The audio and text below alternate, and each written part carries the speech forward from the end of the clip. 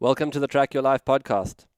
In this series, we are on the track of the story hunter, exploring the art form and the magic of storytelling as a way to make meaning of the world. Story Hunter, Part 2, Episode 9, The Great Dance. The first time I was ever exposed to the idea of persistence hunting, it was after watching Craig Foster's film, The Great Dance, in the early 2000s. And so I must credit Craig with planting the seed of this incredible ancient practice in my mind. Certainly, it had a profound impact on both Alex and I. And now, nearly 20 years later, we are here in the Kalahari, trying to find out if this ancient practice still exists. There is a beautiful feeling to driving into the middle of nowhere. And frankly, anywhere west of Hukunsi is the middle of nowhere. My God, the land is vast and empty. White desert sand, tall camel thorn trees, rolling plains of dry grass that just goes on and on and on. The temperature gauge on the vehicle gives a casual outside reading of 46 degrees at 3 in the afternoon. We bump along dirt roads into a wildlife concession roughly the size of Switzerland that not a single tourist visits.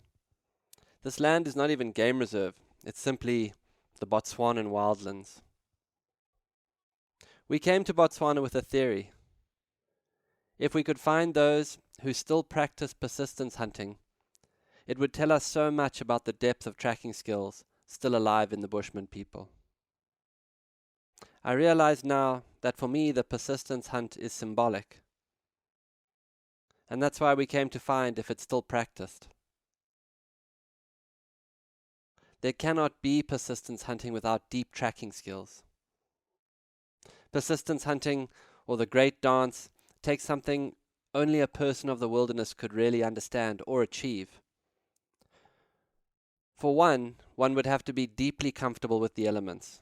It's 46 degrees as we speak. You would need to be fit from a life outdoors, adapted to incredible heat and dryness. You would have to be able to track at a continuous run. The hunter would need to read the gait of the animal to continuously be able to assess its speed. All of these skills put together mean that if you find persistence hunting, you find a human deeply in tune with the wild. And this is what we came to look for. We arrive at our camp on the shores of a dry pan and meet the professor. The professor does incredible work in the area through his NGO, Kalahari Research and Conservation. Here, he works to protect wild areas and build relationships with the communities. The professor has gathered 10 Bushmen trackers via bush telegraph from far and wide to participate in an experiment around this ancient hunting practice. There are formalities and introductions around the campfire. As nightfall, barking geckos call in the sand all around our tent. Alex asked the guys, we are here to learn about persistence hunting. Have any of you done it? Can any of you do it? There's a long silence around the fire. And then an old bushman named Vista answers. He said, I did it when I was young, but I'm old now, and I haven't done it for years. As he says this, he pulls on a big joint of boxer tobacco. There's a mixture of young and old around the fire, and immediately a debate starts to rage. Most people say it no longer exists. We hunt with horses now, one young man tells us. But we will show you how it used to be done. Ons gaan probeer. We will try, says Vista in Afrikaans. What is decided is that the next morning we'll be shown how it used to be done. What I'm discovering is that Bushman culture still exists inside a very different Bushman lifestyle. No one is fully living in the old ways. Rather, the old ways of gathering, tracking, and hunting exist within modern Bushman life, Just under the surface of towns and jobs and shops, the culture simmers. Our experiment is nuanced and complicated. It's decided that the Bushman trackers will demonstrate how they know persistence hunting to work. We will attempt to hunt a kudu, so that the Bushmen can show us how it used to be done. However, we will not kill our quarry. We agree to a game time demonstration of skills. As it turns out, this is an experiment for all of us. For the Bushmen, it's an act of remembering. For us, it's a new discovery. We have no idea what the outcome will be. There is no purer form of hunting than subsistence hunting. And all through this, care must be taken for the kudu we will track and pursue. The next morning we strike out with our team.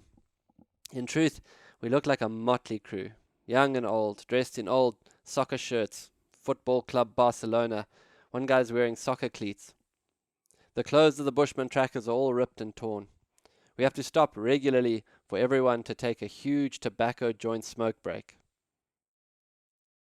After 6 hours of looking for tracks, what happens next is one of the most profoundly magical experiences I have ever had in the bush and as a tracker.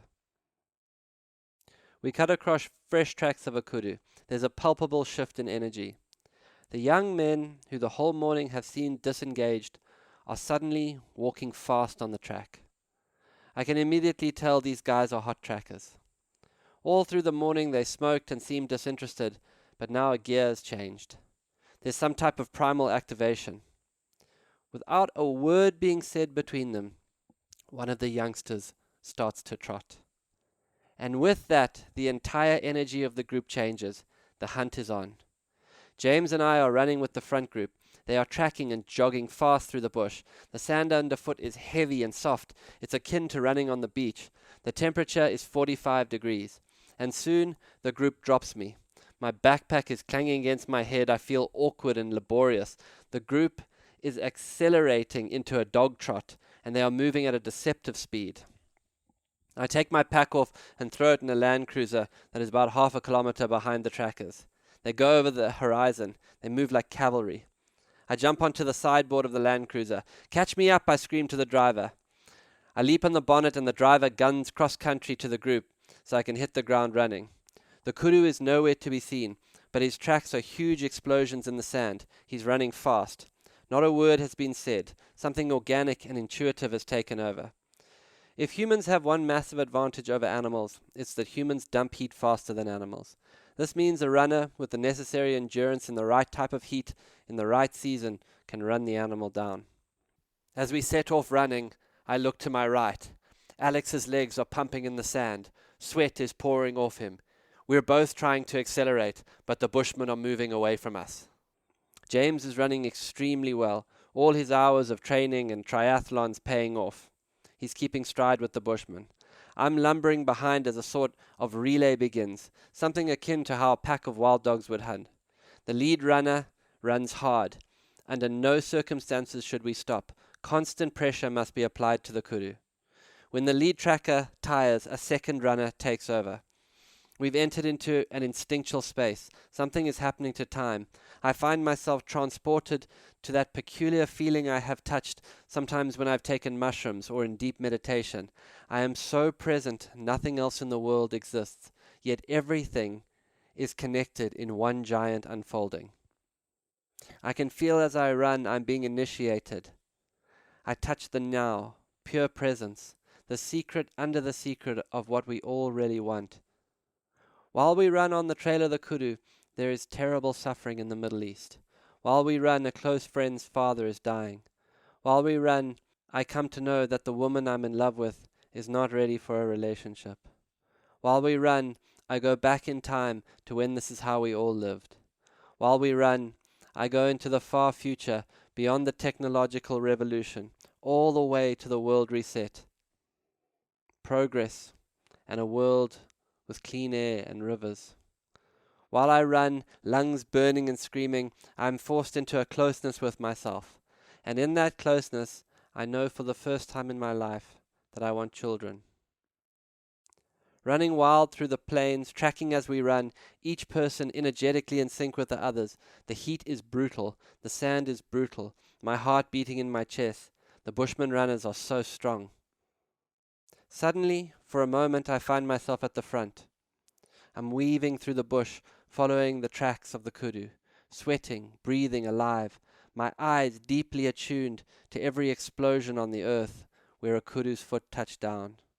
The feeling of tracking at speed is deeply engaging. It's concentration with a somatic component, athleticism and intellectualism, something like running while reading a complicated book. It's a deep state of full body engagement, running where the kudu ran, in the heat as he runs, in the sand as he runs. Who will break first? Out in front, somewhere a long way ahead of us, I can feel the kudu running. The Bushmen can see by the tracks that they're closing the distance. The heat is unspeakable. The kudu starts to run to shady trees. But some incredible energetic has descended on us. We run on, everyone wild with exhaustion. Soon we sight the kudu up ahead. He bolts, again leaving explosions in the sand where his hooves were. From here we run another 40 minutes on nothing but his tracks. Now we see him again, just a glimpse as he disappears into the bushes. We run another 20 minutes on his trail. Alex, our great leader, watches from the roof of a Land Cruiser. From there he can watch the hunt like a general surveying the field. He can assess individual skill, approach. He can also assess when to call the hunt off. We sight the kudu again on the next horizon.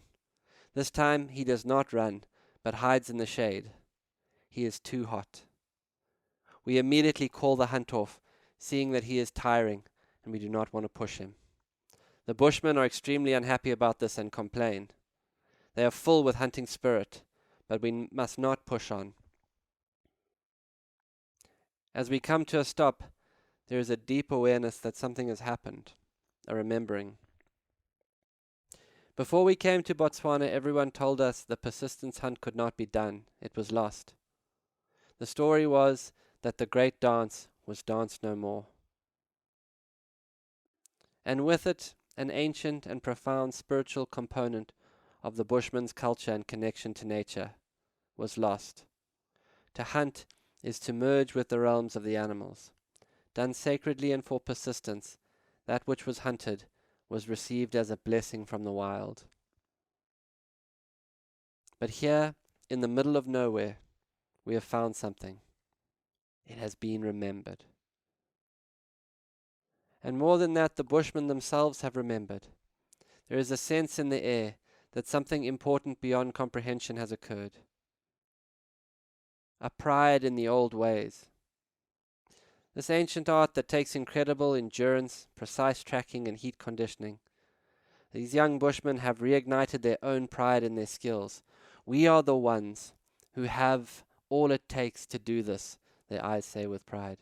Look at us. This is our world.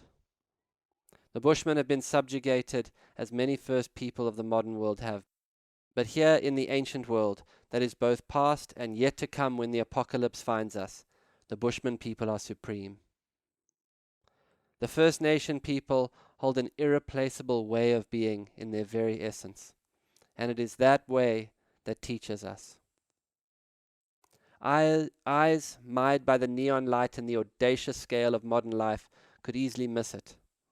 Yet they are a living reminder to what humanity has forgotten. Today, when I look into the eyes of the men around me, I'm profoundly aware of a secret they know that they are holding. It's the secret of what we really are and where we really came from. And I am so struck by the feeling that they know what we have all forgotten.